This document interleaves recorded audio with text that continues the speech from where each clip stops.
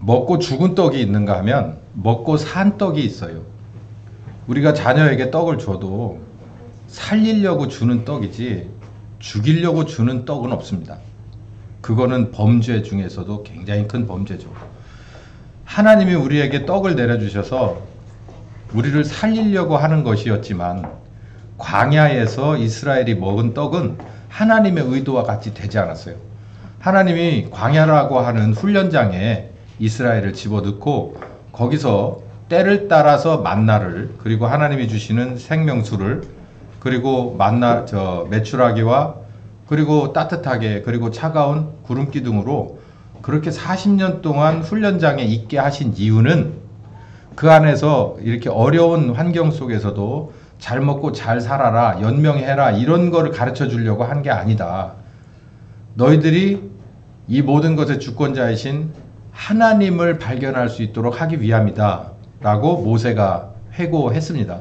그런 이전 명심에서 앞으로 너희가 하나님이 너희에게 줄 요단 건너편에 새로운 땅에 들어가도 너희들은 이 마음을 절대 잊어버리면 안 된다. 이 신명기 8장에 그 얘기를 하고 있습니다. 이게 굉장히 중요한 말씀이고, 그럼 우리를 살리려고 하는 떡은 예수님이 본문에 말씀하셨다시피 예수님 스스로가 살아있는 떡이다 라고 말씀을 하셨는데, 그럼 이 살아있는 떡이라고 하는 것을 조금 또 살짝 복습하고 오늘 말씀의 클라이막스로 가보겠습니다. 나는 하늘로서 내려온 산떡이다 라고 얘기하니까 그 다음 절에 뭐라고 되어 있냐면, 바리새인들이 어떻게 자기 살을 우리에게 주어서 먹게 할 수 있겠냐, 뜯어주겠냐, 이 얘기로 받아들였어요. 정말 순진하죠. 그렇게 순진하게 예수를 잘 믿었으면은 바리새인이 아니죠. 그러니까 이 사람들은 예수님이 하신 말씀이 무슨 얘기인지 어쩌면 어렴풋이나마 알 수 있었지 않을까라고 하는 생각이 있습니다. 저는. 그런데도 불구하고 말꼬투리를 잡으려고 한 것 같아 보여요. 그래서 예수님이 자기의 이 팔의 살을, 허벅지의 살을 이렇게 떼어서 너희에게 줄 테니까 이거 먹고 생명을 얻어라, 이렇게 하는 얘기, 이거는 초등학교 애들이 들어도 그거는 앞뒤가 안 맞는 얘기고, 여기서 광야에서 먹고 이 죽은 떡 뭐 이런 얘기 하니까 산떡 이렇게 하면은 아, 이건 비유구나 라고 하는 걸 알만 하지만, 거기서 대부분 바리새 쪽에 그리고 그런 마음을 가졌던 사람들은 이미 불신해버렸어요. 뭐를?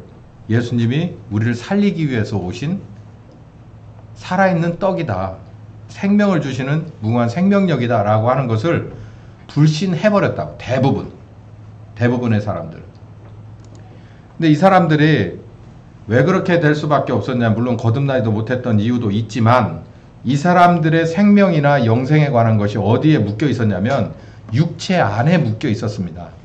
그렇기 때문에 육체가 잘 먹고 잘 살고 따뜻하게 있고 시원하게 있고 그리고 편하게 있어야만 그게 생명을 유지하는 가장 좋은 거라고 생각을 해서 그 단위로 뭘 끌어내렸냐면 여호와 하나님과 그리스도를 끌어내린 거예요. 그래서 광야의 떡은 육체의 생명을 유지하려고도 했지만 원래 하나님 아버지의 생각은 이들에게 믿음을 키워주고 그리고 여호와 하나님의 모든 주권자라고 하는 것을 분명히 저들에게 각인시켜주고자 하는 영이 사는 문제를 해결해 주려고 했지만, 그들은 어디에 묶여 있었다? 육체에 묶여 있었기 때문에 그들의 생명은 육체에 묶여버리게 된 겁니다. 그래서 예수님이 봤을 땐 광야에서 떡을 먹었지만, 누구의 떡? 아버지 하나님이 주신 살리는 떡을 먹었지만 뭐한 사람들이다? 죽은 사람들이다 라고 얘기를 한 거예요. 여기서 우리는 눈치를 채야 합니다. 아, 이 생명이라는 건 요한복음 3장 14절에서 16절까지 영생인데, 영생도 어디에 묶지 말라? 육체에 묶지 말라. 물론 육체가 영생할 때가 옵니다. 새로운 신령한 몸으로 다시 우리가 부활을 해서, 응?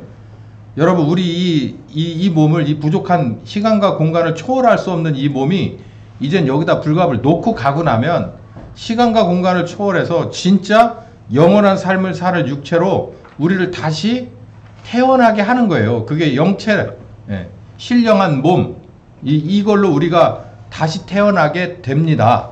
그것도 사실이지만, 그러나 지금 있는 이것 가지고서는 안 된다는 거예요. 바울도 분명히 그거 했잖아요. 육신의 장막이 무너져야 내 새로운 장막이 드러난다는 겁니다. 그래서 우리에게는 이 영생이라고 하는 개념을 달리 바르게 고쳐야 하는데, 이 영생이라고 하는 것은 어디서부터냐? 우리의 우선순위가 육체 안에 한정하지 마라. 하나님도 육체 안에 한정시켜요. 여러분, 스데반이 돌을 이렇게 맞아서 순교했잖아요. 돌을 그러니까 돌로 스데반에게 던지게끔 한 그 방아쇠가 된 한 구절이 있어요. 그 사도행전을 잘 읽어보십시오. 거기 읽어보시면 스데반이 막 이러저러저러 할 때 애들이 부글부글 끓었어도 돌멩이를 들고 집어 던지게끔은 안 했습니다. 그런데 어디에서 이 사람들이 돌을 들고 집어 던지게 되느냐면, 너희가 하나님 아버지를 어디에다 가두려고 한다? 성전 안에 가두려고 한다라는 얘기를 딱 들은 거예요. 이게 이 사람들에게 있어서 굉장히 아픈 얘기인 것은 왜냐하면, 성전 안에 하나님을 가둬야 자기들이 돈을 벌어먹고 육체를 윤택하게 살 수가 있는 거예요. 사두개인도 마찬가지고 바리새인도 마찬가지예요. 원래 사두개인은 성전이라는 건물 안에 하나님을 집어넣기를 원했고요. 그리고 바리새인들은 어디에다가? 종이로 쓰여진 두루마리 율법 책에다가 하나님을 집어넣기를 원했어요. 율법 책에다가 지금도 하나님을 집어넣고자 하는 신약의 성도들이 많은데 그러면 안 돼요. 쓰는 거 그리고 암송하는 거 권장합니다만은 그게 다는 아니고, 그 말씀이 어디서 살아나야 돼요? 내 마음속에서 살아나야 하는데, 살아나려면 그거 누가 살려주셔야 돼요? 성령님이 오셔서 그 죽은 말씀을 살아나게끔 해줘야 돼요. 그러니까 누구 위주여야 합니까? 항상 성령님 위주여야 되는 거죠. 성령님 위주라면 여러분이 성경 말씀을 다 외우지는 못했어도, 혹은 하나도 외우지는 못했어도, 그리고 성경 말씀을 해박하게 여기서부터 끝까지를 여러 차례 읽어서 거의 외운 바 되지 못해, 이렇게 정말 딸딸딸딸 외우지 못했어도 성령님은요, 신기하게 그거 생각나게 합니다. 설교로 들었던 것도 절대 잊어버리지 않고 나중에 떠오르게 해요. 그게 성령님이 하는 작업이에요. 우리가 들어놓고, 그리고 우리가 읽어놓고, 우리가 공부해놓으면 나중에 성령님이 그거를 우리 머릿속을 검색해가지고 그걸 다 끌어내요. 언제 들었던 이 말씀이 불현듯 떠오르는데, 떠오르는 정도가 아니라 내게 어마어마한 힘과 능력과 그리고 기적으로 따라 붙을 때가 있어요. 그거 누가 한다고요? 성령께서 하시는 거예요, 그게. 그러니까 우리의 우선순위를 육체라고 하는 박스에다가 놓지 마시라. 오히려 육체를 사랑하거든 우선순위를 뭘로 바꿔라? 영과 마음과 육체의 순으로 바꾸라라는 거예요. 우리 환자를 위해서 기도했어요. 환자들은 싫어도 좋아도 영보다는 육체에 신경 쓰이게 돼 있습니다. 하루 24시간 중에 아픈 사람은 언제나 거기에 신경 쓰게 돼 있어요. 그건 본능이에요, 본능. 그러나 이 말씀이 뭐라고 돼 있어요? 영이 먼저고, 그 다음이 마음이 먼저고, 그 다음이 육체다. 이게 하나님이 원하는 수순으로 치료하는 방법이다라고 한다면, 이 말씀을 듣고 나를 부인해야 돼요. 일단 뭐를? 육체로 자꾸 오므라드는 한정되어지는 내 생각을 버려야 돼. 아니야, 말씀이 이렇다고 그랬어. 예수님이 맨 마지막에 세 번째 시험을 받을 때 마귀가 와가지고 온갖 세상, 저 높은 곳에 데려가서 세상의 모든 영광스러운 것, 아름답고 그리고 정말 좋은 미사옥으로 표현할 수 있는 가장 좋은 것들을 장면을 다 보여주고 그리고 뭐라 그래요? 나한테 와서 엎드리면 내가 이 모든 것을 너한테 줄게. 할 때 예수님이 뭐라 그랬어요? 1초도 안 기다리고 뭐라 그랬어요? 사탄아, 내게서 물러가라. 그거 왜 그랬냐면, 그 모든 이 세상의 영광을 잊게 하신 분이 누굽니까? 예. 요한복음에 보면은 아버지 하나님의 계획대로 누가 하셨다고요? 말씀, 로고스. 그분이 육체가 되셔서 누구로 오셨다고요? 그리스도 예수로 오셨죠. 그러니 그분이 이 세상의 모든 아름다움의 모든 생명력의 근원자이신 그 예수님이 40일 금식하고 이렇게 쪼그라들었다고 그래서 마귀가 와가지고 사기를 치는 거예요. 이 모든 것의 아름다움을 보느냐? 이것은 다 내 건데. 그러니까 예수님이 욱한 거예요. 뭐? 네 거라고? 사탄아, 내게서 물러가라. 내가 차마 하나님의 아들을 욕은 못하고 사탄아 내게서 물러가라. 예수님이 그렇게 정색을 하실 수밖에 없는 게 제가 그 말씀을 가만히 묵상하며 들어가 보니까 예수님 마음이 뜨거워졌더라고. 분해요. 왜? 이게 네 거라고? 어디다 대고서 약을 팔아? 이건 누구 거야? 내 거야 임마. 너 내게서 물 떠나가라고. 그래서 확 밀어 제껴 버렸어요. 나를 부인할 때도 마찬가지예요.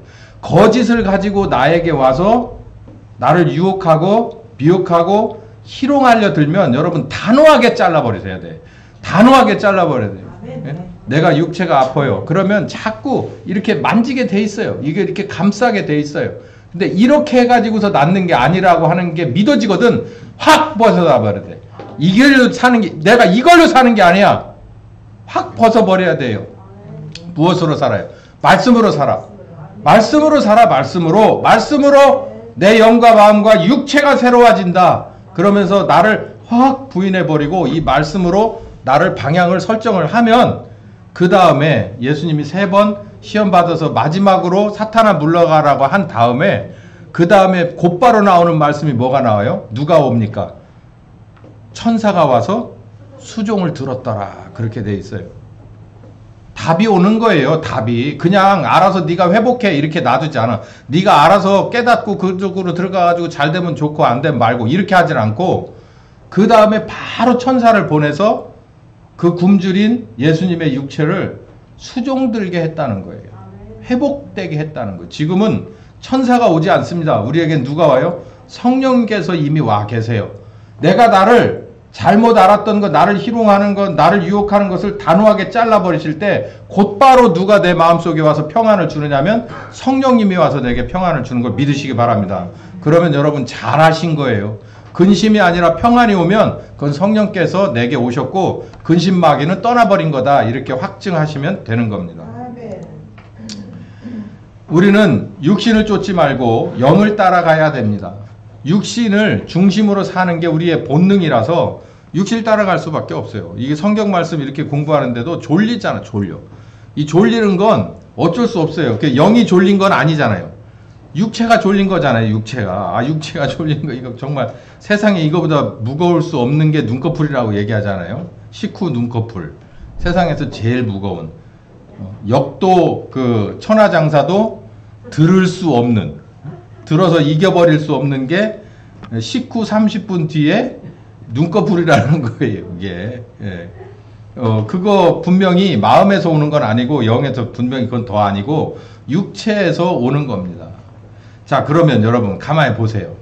제가 오늘 설교를 이쯤에서 마무리할게요. 그러고 와 이게 웬 떡이냐 그러고 막 여기 앞에서부터 뒤에까지 애들은 금방 표신하고 얼굴에 표신하고 뒤에 분들은 나가면서 30분 이득 받네 그러고 막 갈 거란 말이에요. 그러면 졸려요?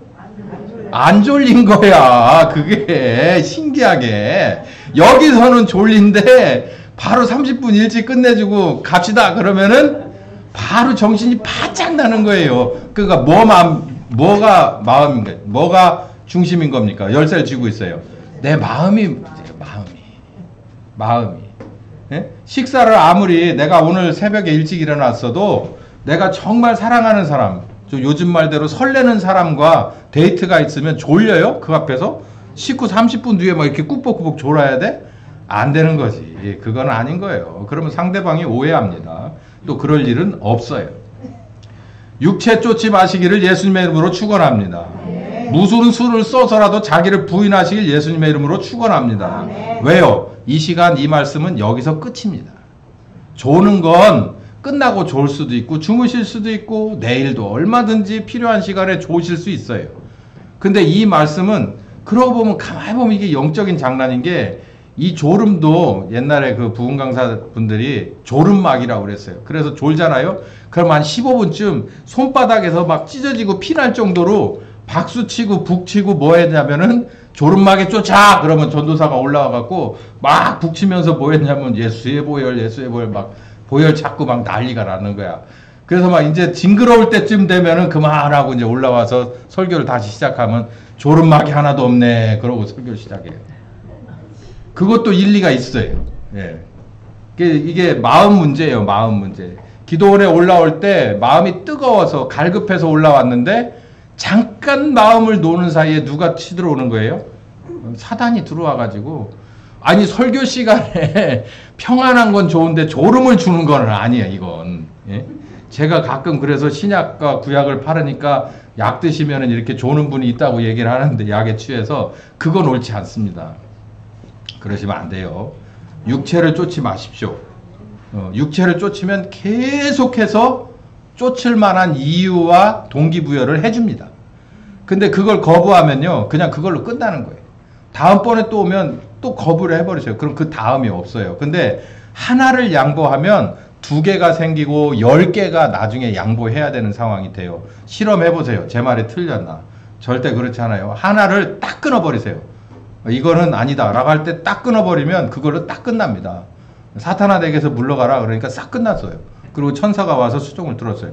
우리도 마찬가지예요. 말씀이 그렇게 되어 있으면 딱 끊어버려야 되는 거예요. 야, 육체가 먼저가 아니야. 영이 먼저야. 그 말씀이 맞아 라고 해서 딱 끊어버리면 떠납니다. 물론 다음에 또 빙빙 돌다 한 번 더 와서 이 고구마 찔러 보겠지만 또 와요. 그때 가서 또 딱 자르면 또 한참 걸립니다. 안 오는 건 아니에요.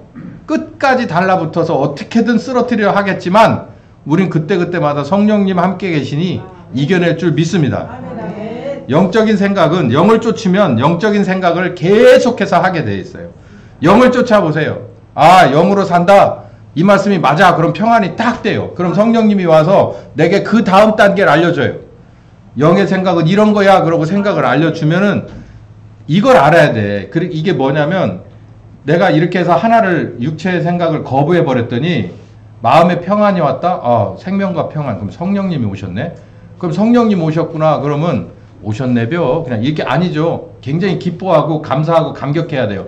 그럼 성령님이 그 다음 단계를 또 줍니다. 그럼 다음 단계를 또 성령께서 주셨구나라는 걸 눈치채야 돼요. 그러면은 기쁘고 내가 책임감을 갖게 돼. 그게 살리는 거예요. 내가 철드는 게 성령께서 나와 함께 하시는구나. 그러면은 기뻐야 되는 거예요. 봐요. 학생들 이렇게 해서 공부하잖아요. 그랬을 때 예를 들어 문제 하나를 잘 풀었어요. 그러면 풀었냐? 잘했어. 이렇게 하고 넘어가지 말고 잘했구나.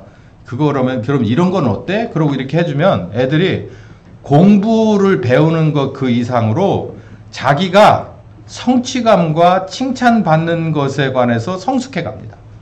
그게 더 큰 거예요. 그럼 뭐가 자꾸 솟아 나오냐면 공부를 더 해야겠구나라고 하는 게 솟아나는 거예요. 그것처럼 성령께서 오셨구나. 안 오셨으면 어떡할 뻔했어. 큰일 나는 거잖아요. 거기에 감사하고 감격하고 다음 단계를 내게 알려주시고 하라고 하시는구나. 그럼 나를 믿으시는구나. 나하고 함께 한다는 얘기잖아. 요거를 알아야 된다는 거예요. 요거를. 그러면은 기가 막힌 상황이 되잖아요. 성령님이 나하고 함께하고 내가 나라고 이렇게 끝까지 이 과정을 통과하기를 원하시는구나. 그러면 힘이 나는 거예요. 힘이. 당장이야 막 이렇게 막 절벽 갔다가 하더라도 그 장애물을 성령님하고 뚫어나갈 틈이 있을 거고 힘을 주시겠구나라고 생각하는 게 거기서 병이 나가는 거예요. 거기서 그 무궁한 생명, 내 감사 가운데서 그 무궁한 생명력이 어디로 더 들어와요? 내 심령과 관절과 골수로 들어오는 거예요. 그러니까 이 말씀이 사람을 살린다는 얘기가 성령께서 나와 함께 하시나 기쁘고 감사해. 그럼 성령님이 더 깊이 들어옵니다. 더 말씀을 주세요. 그럼 막 그 말씀 따라서 기뻐하고 감격하고 막 불끈 일어나서 가려고 할 때 그때 제가 의학자는 아니지만 그 귀한 생명력이 내게로 더 깊이 들어와요. 말씀에 그렇게 돼 있잖아요. 내 심령과 관절과 골수까지 들어간대요. 그러니 못 고칠 병이 어디 있는 거예요. 여기 다 있는, 성령님 안에 다 있는 겁니다. 우리 안에 하나님의 영이 없으면 우리가 그리스도인이 아니라는 거예요. 여기 그리스도의 영이네.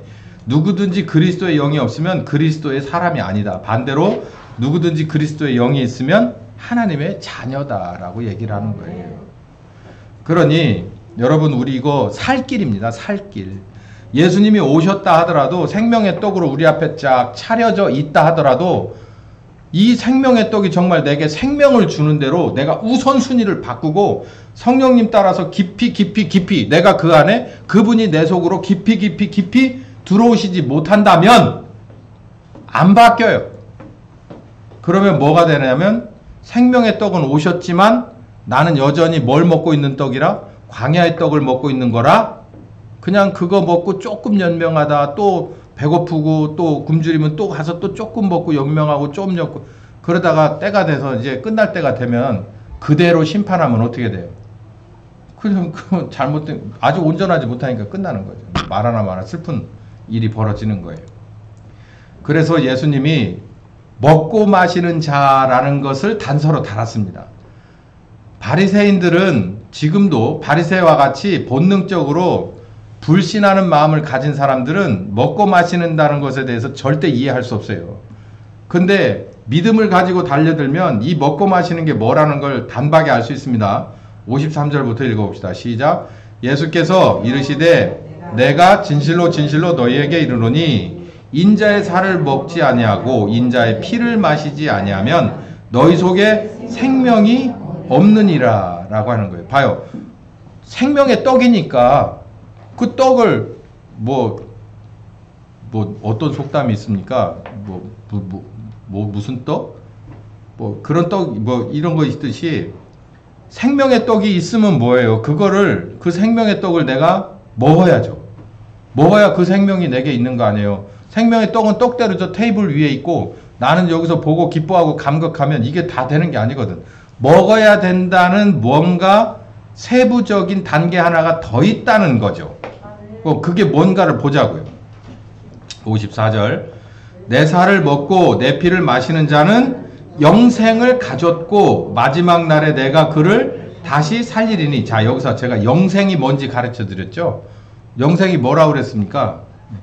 내 끝나지 않은 죽음 없이 끝까지 가는 거라고 제가 말씀을 드렸는데 우선순위를 바꾸는 삶이 영생입니다. 그러니까 영을 위주로 사는 삶이 영생이에요. 영을 위주로 사는 사람이 이 한계가 있는 몸이 결국은 죽거든요. 시간과 공간을 초월할 수 없기 때문에 시간과 공간을 초월할 상황이 되면 그 라인에 서면 뭐는 소멸돼요. 이 육체는 소멸돼요. 그리고서 뭘로 입어야 돼요? 시간과 공간을 초월할 그런 걸로 다시 바꿔 입어야 되는 거예요. 그 육신의 장막이 무너질 때가 있습니다. 갈아타야 돼요. 갈아타야 돼. 여기서 공항 리무진을 타고 인천공항에 가도 저 미국 달라스로 가려면은 비행기로 갈아타야 돼. 비행기도 국내선 작은 거는 안 돼요. 국제선으로 대양을 건너갈 만한 엔진이 붙어 있는 비교적 새 비행기로 갈아타야 갈 수 있어요. 영생을 가려면 불갑을 우리 이거를 갈아타야 돼. 이걸 가지고 영원히 갈 수가 없다니까. 이거는 시간과 공간을 초월할 수가 없어요. 여기다 놓고 가야 되는 거예요. 그래서 뭐가 두렵지 않은 거예요. 우리는 이론상으로 뭐가 두렵지 않아야 돼? 죽음이 두렵지 않아야 돼. 뭐를 입을 수가 있으니까 새로운 걸 입을 수가 있어요. 어디를 갈 준비가 다 되는 거야. 이제 창공을 날아서 내가 원하는 곳까지 갈 수가 있는 거예요. 영원히 달려갈 수가 있는 몸으로 갈아입을 때가 오니까 두려워하면 안 돼. 두려워하면 이론적으로 이게 실제가 되시기를 예수님의 이름으로 축원합니다. 여기가 신자의 결국이에요. 신자는 죽음을 두려워하지 않습니다. 신자는 불의를 무서워하지 않아요. 신자는 가난을 무서워하지 않습니다. 신자는 고통을 무서워하지 않아요. 거기가 바로 신자예요. 자, 55절 시작. 내 살은 참된 양식이요 내 피는 참된 음료로다. 내 살을 먹고 내 피를 마시는 자는 여기서부터 요 녹색, 항상 녹색은 제가 아주 중요한 그런 뭔가 열쇠를 가진 데가 있을 때는 녹색을 써요. 일반적인 중요한 건 노란색. 녹색은 이거 되게 중요하다. 이거 알아야 그 다음 넘어갈 수 있어 할 때 녹색을 쓰거든요. 자, 읽어봅시다. 여기부터 다시 시작. 내 살을 먹고 내 피를 마신 자는 내 안에 거하고 나도 그 안에 거하나니. 이게 정말 쉬운 얘기인데 어마어마한 얘기입니다. 여러분 떡을 먹으면 그게 내 뱃속으로 들어오죠. 그러면 그 떡하고 나하고 따로 놀아요? 아니에요. 그 떡에 내 몸에 이득 가는 영양소는요 내 몸에서 다 분해해 갑니다. 그리고 전혀 쓸모없는 것만 내보내거든요.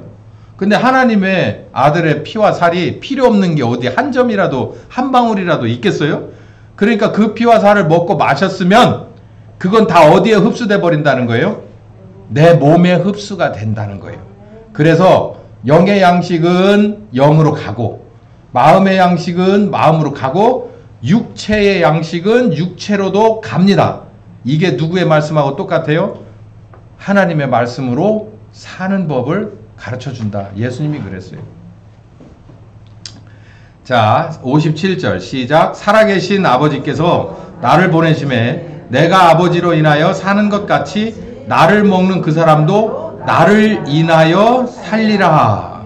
이거는 더 기가 막힌 얘기인데, 여러분 이게 겨울이 돼서 제 차 지금 배터리를 갈아줘야 되겠더라고요. 오늘 아침에 시동을 걸으니까 그래 내년 겨울쯤 갈아야겠다라고 생각한 게 작년이었으니까 올해 못 넘길 것 같더라고.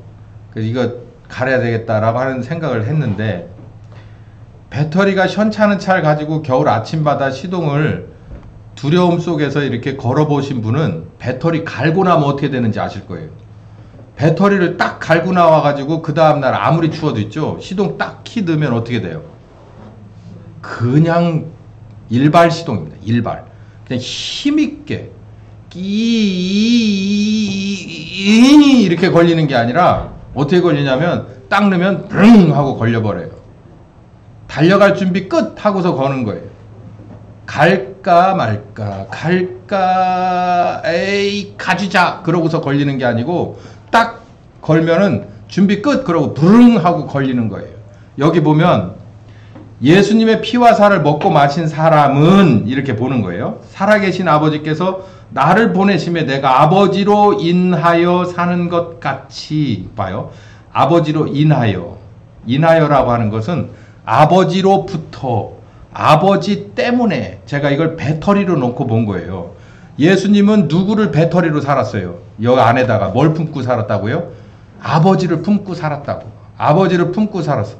그러니 오늘 말씀에 구약은 밖에다가 하는 거고 신약은 어디다 하는 거라고 그랬죠? 안에다가 하는 거랬죠. 그러니까 예수님은 이미 아버지 하나님과 뭐가 이루어졌구나? 신약이 이루어졌구나. 물론 삼위일체 하나님이에요. 그런데 신약이 이루어진 게 분명한 것은 내가 아버지로 인하여서 어디를 산다는 거예요? 예수님의 인생을 살고 있다는 거예요. 예수님의 인생은 별로 행복하지 않아요. 예수님의 인생은 그렇게 배부르지 않습니다. 예수님의 인생은 참 가슴 아픈 일이 꽤 많아요.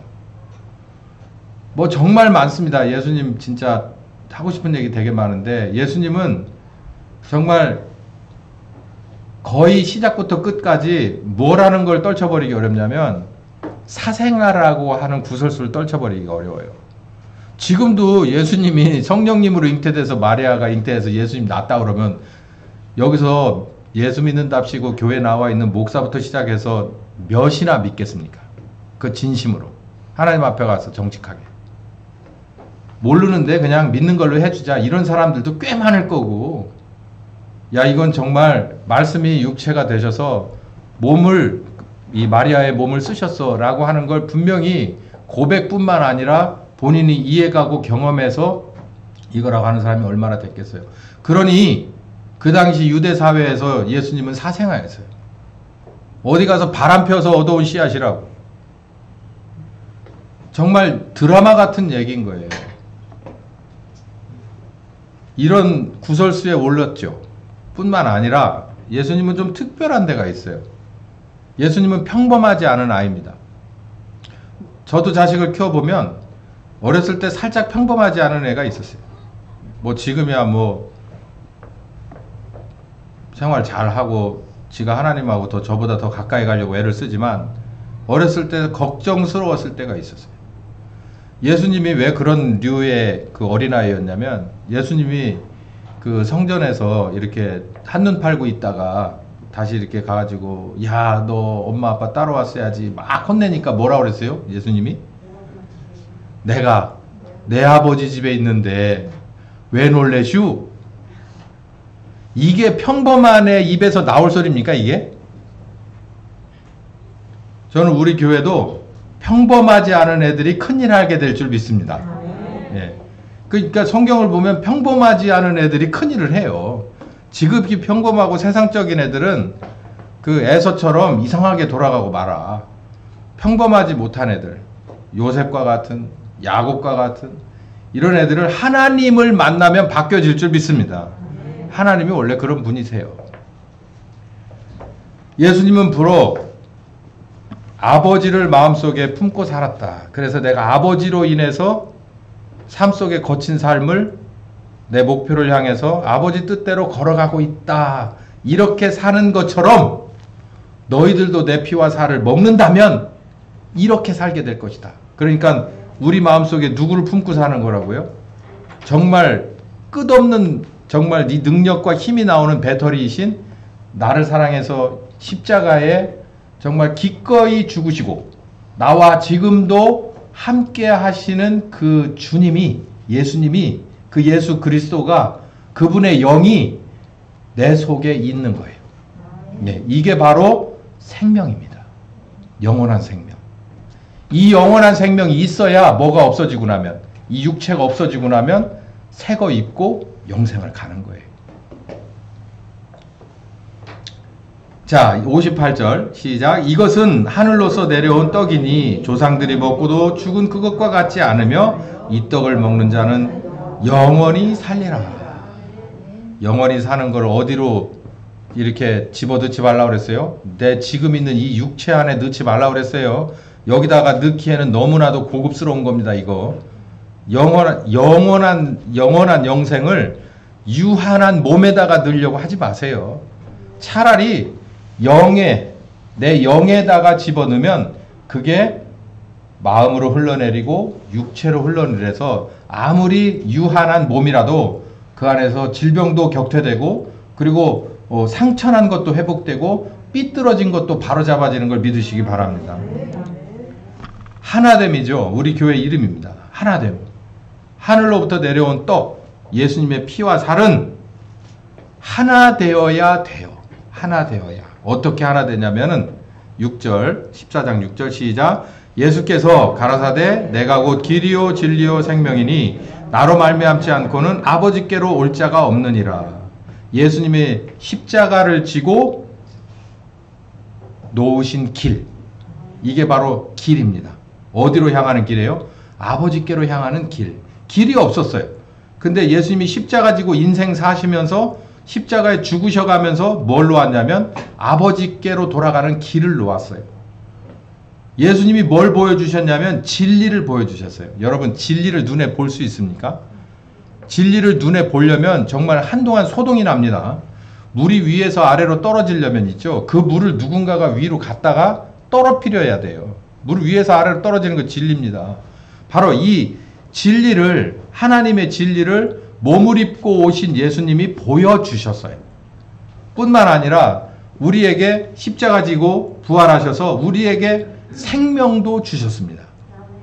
이 예수님이 우리를 살리려고 오신 이 떡이, 예수님이 십자가를 지셔서 부활하심으로 완성해 놓으신 바로 이 예수님의 살리는 떡이 우리 가운데서 무엇으로 우리가 걸어내면서, 우리가 진리를 확신하고 따르면서, 그리고 생명력을 얻어가면서 하나 되는 거예요. 자, 그러면 여러분, 예수님이 길을 놓으셨다면 길을 우리가 걸어가야 돼요. 저는 혼자 다니는 걸 좋아하는데, 혼자 이렇게 2시간이든 이렇게 걷습니다. 걸어가면 진짜 아무 생각 없이 혼자 걸어가는 걸 좋아하진 않아요. 전 둘 중에 하나를 합니다. 제가 좋아하는 유튜브 채널을 듣든지, 아니면 다 끄고 다 집어넣고, 장비 집어넣고, 그리고 배낭 딱 메고서 누구하고 얘기하면서 가든지, 성령님하고 말씀 가지고 얘기하면서 가든지, 그러면 2시간을 가든 3시간을 가든 전혀 피곤하지가 않으니까 그 둘 중에 하나를 해요. 그러니까 혼자 걸어 다니는 걸 좋아하지. 제가 혼자 가는 게 아니잖아요. 둘이서 같이 가는 거잖아요. 유튜브하고 같이 가든 성령님하고 같이 가든. 여러분들은 유튜브도 잠시 내려놓으시고 누구하고 걸어가기를 축원하냐면 성령님하고 걸어가시길 축원합니다. 여러분의 인생, 배우자가 아무리 가까워도 결국은 혼자 가는 길입니다. 제가 코로나 걸려가지고 이쪽 한쪽 방에 구금이 됐었어요. 그럴 수밖에 없잖아요. 제 아내가 저렇게 마스크를 쓰고 그때 멀쩡했었는데 마스크를 쓰고 삼시세끼 밥을 넣어주고 나면 자기는 애들하고 가서 막 재밌게 텔레비 봐. 나는 사경을 헤매는데 속으로 와 진짜 그러다가 성령님이 알려주는 거예요. 봐라. 이거 같이 살으라고 할 때까지고 여기서 그만하고 헤어져라 그러면은 끝인 거야. 그러면 저 사람은 저대로 남는 거고 너는 내가 오라 그러면 가는 거야. 이걸 배웠어요. 저는 그때 처음 배웠어요. 아, 부부가 이렇게 떨어질 수도 있는 거구나. 전 참 많이 그때 배웠어요. 그 방에 구금돼서 밖에서 큰아들하고 이렇게 텔레비 보면서 막 깔깔거리고 뭐 한국 TV도 뭐 이렇게 유튜브 보면서 웃고 그래요. 그래서 우는 거보단 낫지만 야, 나는 이렇게 아픈데 밥도 제대로 못 먹고 이러는데 저 사람들은 저렇게 행복하네. 응? 이런 생각하다가 아 그렇구나. 결국에 가서 인생은 혼자 가는 거구나. 혼자 부르심을 받는 거구나. 어쩔 수 없는 거예요. 이게 진리입니다. 그걸 제가 받아들였어요. 아 이렇게 하다가 이번에 나를 부르시면 이렇게 갈 거고 또 다음번에 이제 회복돼서 다음번에 부르신다면 이렇게 갈 거고 이렇게 보내줘야 되는구나. 그러나 누구나 함께 가세요? 성령님은 그 방에 계속 있어요.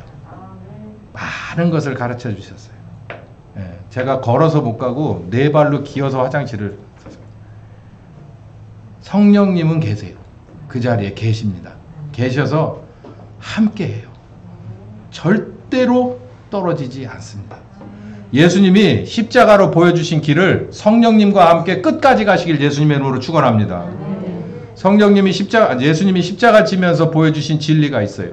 그 진리 가운데로 들어가야 돼. 진리 가운데로 인도하는 건 진리의 영이 우리를 이끌어 갑니다. 진리의 영이 누구시죠? 우리를 위해서 보내심을 받은 성령님이십니다. 그 성령님께서 시도 때도 없이 저에게 진리를 보여주세요. 봐라. 인생은 혼자 가는 거다. 진리예요, 진리. 그 진리를 배우면서 제가 한층 성숙해졌습니다. 그리고 제 아내가 아팠어요. 제가 있어야 될 포지션을 배우고 나서 제가 환자 보호자가 되더라고요. 어쨌든 보여주시는 진리도 성령께서 보여주시고 증명해 주실 때 여러분들은 이 진리, 원래 진리는요 내가 배우면서 가슴 아프거든요. 진실은 가슴 아픈 법입니다. 그런데도 그 진리가 내게는 약이 되는 거예요. 나를 살려줘요. 방향을 설정하게 하고 내 인생의 기둥을 바꾸어 주십니다. 성령께서 그렇게 하실 때 여러분들 다 내놓으시고 바꾸어 가시기를 예수님의 이름으로 축원합니다. 성령께서 생명을 주세요. 보세요. 예수님이 따라간 그 길 봐요. 예수님은 십자가의 길을 가셨지만 3일 만에 무엇으로 부활하셨어요? 생명으로 부활하셨어요. 진리를 바꾸고요. 우리 삶의 대들보들을 바꾸어 나갈 때 다 무너지는 것 같습니다. 근데 새 것으로 세워져요. 다 쓰러지는 오막살이에 이런 그 기둥들 아무 의미 없어요. 석갈의 의미 없어. 한 번에 무너뜨리지는 않고 하나씩 새 걸로 놓고 그 위에다가 마감재를 올리면 새집되는 걸 믿으시기 바랍니다. 여러분도 그렇게 하는 거예요. 여러분들이 알고 있는 옛날의 진리들 하나씩 바꿔갈 때 아쉬움도 있고 슬픔도 있고 아픔도 있겠지만 새 것으로 바꾸어 놓으시는 걸 믿으시기 바랍니다. 완전히 새집되는 걸 믿으시기 바랍니다. 그러면서 뭐가 자꾸 우리 속에 들어가요? 생명력이 들어가는 거예요. 생명력이. 그래서 우리가 나이는 안 먹을 수 없으나 우리의 생명력은 어디로 표시나냐면 얼굴로 표시나고 말로 표시가 납니다. 그리고 그 사람의 포스라고 하죠. 포스로 표시가 나는 거예요. 그 사람 하나가 있는 둥 없는 둥 했어요. 우리 가로등 하나 세워놔봐야 뭐 있는 둥 없는 둥 처음에는 야 가로등이 있어서 좋다. 그러다 1년 지나면 가로등 없는 걸 상상이 안 됩니다. 그게 그런 거예요. 익숙해지면. 그러나 그게 없어지면 와 저게 저렇게 소중한 거였구나. 그리고 나서 다시 가로등을 새 전구로 갈아 끼우면 아는 거예요. 아 이게 이런 거구나. 이게 바로 포스라고 하는 거예요. 가로등 포스. 믿는 신자도 빛과 소금이라고 그랬으니 어디든지 있을 때 모르더라도 그 많은 사람들이 혜택을 받을 때 몰라도 난자리에서는 다 깨닫고 하나님께로 돌아오는 거예요. 아, 저 사람이 이런 사람이었었구나. 이게 바로 예수님이 바로 그 대표주자입니다. 예수님 있을 때는 몰랐어요. 부활하셔서 십자가에 죽고 부활하셔서 그때도 몰랐어요. 예수님이 승천하시고 나서 제자들이 그걸 알았습니다. 그래서 나도 누구 따라가리라? 예수님 따라가리라. 그리고 나서 성령께서 오셔서 이들이 산 증인이 되고 새로운 생명체가 된 걸 믿으시기 바랍니다. 여러분에게 길을 걸어가면서 그리고 진리가 바꿔지면서 여러분에게 임하시는 생명력을 느끼길 예수님의 이름으로 축원합니다. 느끼는 것뿐만 아니라 누군가에게 그 생명력을 뿜어낼 줄 아는 복의 통로가 되시길 예수님의 이름으로 축원합니다. 먹고 마시는 자는 바로 이 말씀이에요. 요한복음 17장 20절에서 23절까지 우리 읽어봅시다. 내가 비옵는 것은 이 사람들만 위하는 것은 아니요 또 저의 말을 인하여 나를 믿는 사람들로 위함이니 아버지께서 내 안에 내가 아버지 안에 있는 것 같이 저희도 다 하나 되어 우리 안에 있게 하사 세상으로 아버지께서 나를 보내신 것을 믿게 하옵소서. 내게 주신 영광을 내가 저희에게 주었사오니 이는 우리가 하나 된 것 같이 저희도 하나가 되어 하려 함입니다. 곧 내가 저희 안에 아버지께서 내 안에 계셔서 저희로 온전함을 이루어 하나가 되게 하려 함은 아버지께서 나를 보내신 것과 또 나를 사랑하심 같이 저희도 사랑하신 것을 세상으로 알게 하려 함이로소이다. 아멘. 이 말씀은 이렇게 어려운 번역으로 이렇게 문법상으로 정렬이 잘 안 돼 있는 듯 보이지만 이 얘기예요. 내가 이 세상에 와서 십자가의 길을 살리는 길을 걸어가는 평범치 않은 인생을 누구와 함께 걸어갔듯이 내 마음속에 모신 내 아버지와 함께 걸어갔듯이 이들을 내가 이별하고 떠나도 내가 아버지 곁으로 가더라도 이들도 나와 같이 그리고 우리와 같이 하나 되어서 이들도 외롭지 않고 슬프지 않고 약해지지 않고 이 길을 빛과 소금의 길을 완전하게 걸어가게 하기 위해서 이들도 우리와 하나 되게 하시옵소서. 이게 예수님의 제자를 향한 마지막 가슴 아픈 기도입니다. 여기에서 우리 교회 이름이 있어요. 마태복음 16장 22절에서 25절 보고 맺습니다. 반드시 해야 될 일이에요. 반드시. 생명의 떡이 있으면 뭐예요? 그 떡을 입에 넣고 생명 주지 못하는 광야의 떡 치워버리고 내 손에서 내려놓고 그 생명의 떡 손에 잡고 입에 넣어서 씹어 먹어야 되는 거예요. 그거 어떻게 하는 거냐? 16장 22절 시작. 베드로가 예수를 붙잡고 가나여 가로되 주여 그리 마옵소서 이 일이 결코 주에게 미치면 안 됩니다. 예수께서 돌이켜 베드로에게 이르시되 사탄아 내 뒤로 물러가라. 너는 나를 넘어지게 하는 자로다. 네가 하나님의 일을 생각지 않고 도리어 사람의 일을 생각하게 하는도다. 이에 예수께서 제자들에게 이르시되 누구든지 나를 따라오려거든 자기를 부인하고 자기 십자가를 지고 나를 따를 것이니라. 누구든지 제 목숨을 구원코자 하면 잃을 것이요 누구든지 나를 위하여 제 목숨을 잃으면 찾으리라. 기도합시다. 살아계신 하나님, 오늘도 말씀 가운데 임하셔서 우리에게 은혜를 나누어 주시니 감사합니다.